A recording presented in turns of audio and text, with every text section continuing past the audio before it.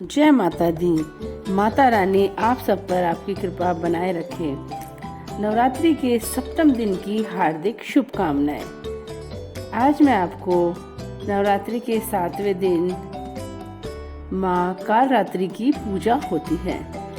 मैं आपको माँ कालरात्रि की चमत्कारिक कथा सुनाने जा रही हूँ, जिसके श्रवण मात्र से ही आपके समस्त कष्टों का नाश होगा और आपके सभी दुख दूर होंगे। माता रानी आप पर अपनी कृपा दृष्टि बनाए रखेगी। प्राचीन समय की बात है। शुंभ निशुंभ नाम के दो असुर थे।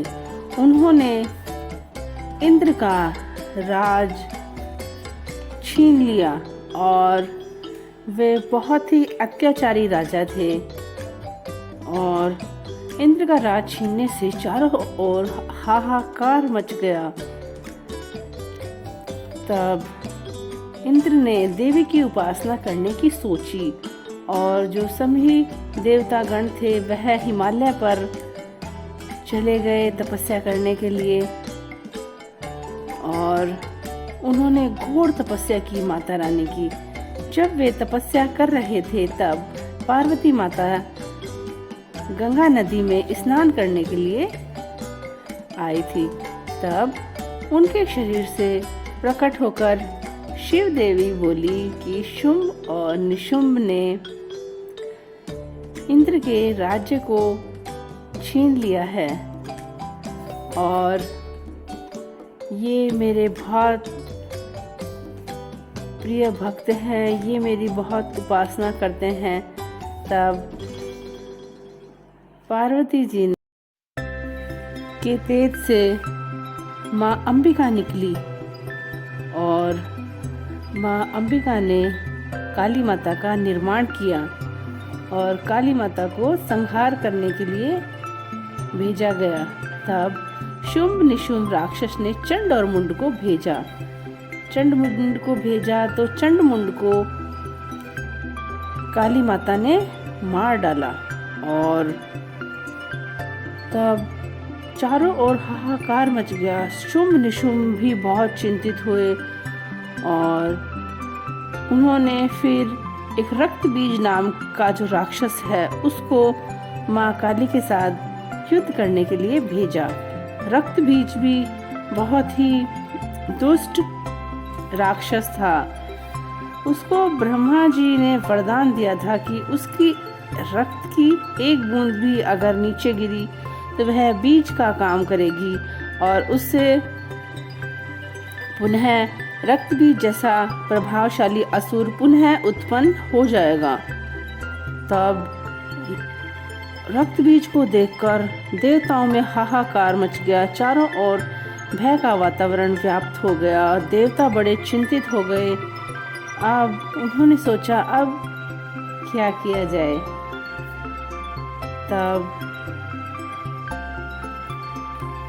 जो चंडिका माता थी उन्होंने माँ काली को कहा कि आप अपने मुख को बड़ा कर लीजिए और मुख को बड़ा करेंगी तो जैसे ही मैं रक्त बीज पर प्रहार करूंगी और इसके जो रक्त बिंदु जमीन पर गिरेंगे आप उनको अपने मुख में भक्षण कर लीजिएगा, जिससे धीरे धीरे रक्त बीज का रक्त क्षीण होने लगेगा और रक्त की कमी से यह नष्ट हो जाएगा। तब माँ काली ने ऐसा ही किया।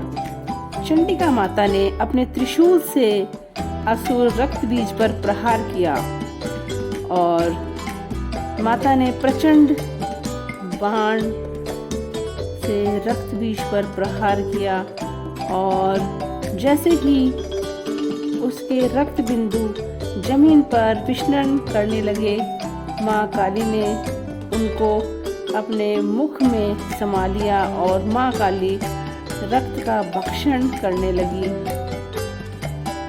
और तभी से माँ काली की पूजा इस दिन होने लगी।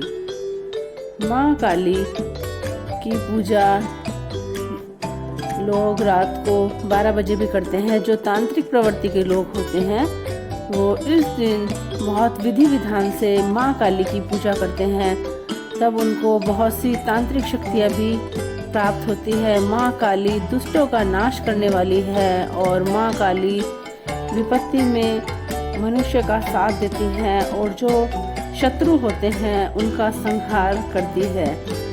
इसलिए हमें नवरात्रि के 7वें दिन माँ काली की पूजा बड़े विधि विधान से करनी चाहिए और माँ काली के मंत्रों का जाप करना चाहिए। इससे हमारे जीवन के समस्त कष्ट और हमारी जो समस्त विपत्तियाँ हैं उनका नाश होगा और हमारे जीवन से समस्त कठिनाइयाँ दूर होंगी।